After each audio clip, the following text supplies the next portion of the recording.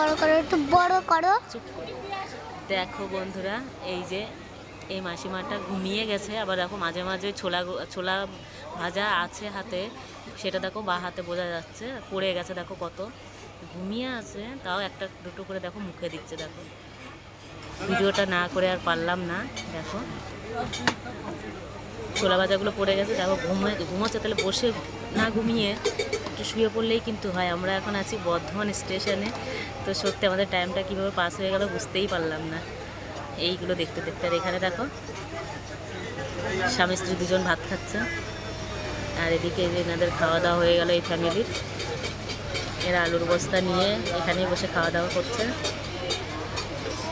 সত্যি এদের জীবনটা অনেক কষ্টের হলেও অনেক সুখের, তাই না?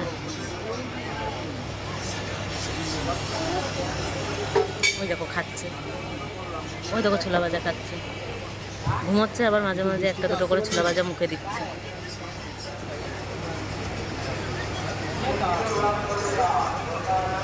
সত্যি আজকে সারাদিন ঘোরার একটা লেটেস্ট আমাদের ঘটনা, খুব মজা পেয়েছি।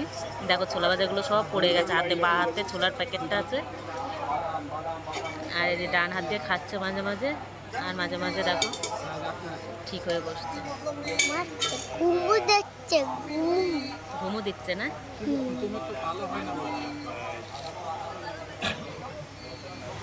কি ঘুম দেখো।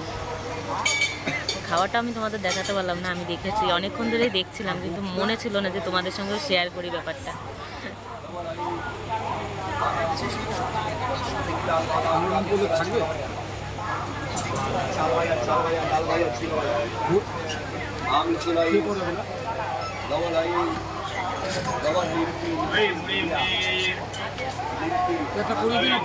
বর্ধমান স্টেশন, সরা মা সরা, আমার মাথা সরা, কতগুলা ফুলে রাখো।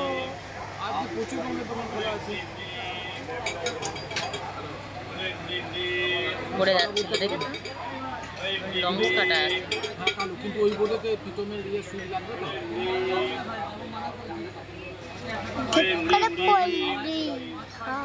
বললো যে উপরে টপটার সঙ্গে সম্পর্ক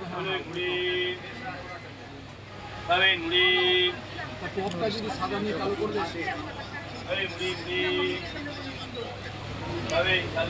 সব ছোলা ভাজাগুলো পড়ে গেল। উনি ঘুম থেকে উঠে দেখবে যে আমার ছোলা ভাজাগুলো সব পড়ে গেছে।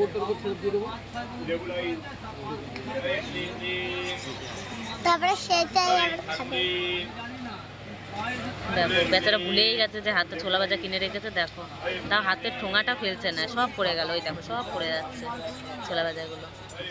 উনিই না পড়ে যায় নিচে, তাহলে একটু শুয়ে পড়তে পারে, ওখানটায় শুয়ে পড়ে ঘুমিয়ে যেতে পারে, তাই না? দেখো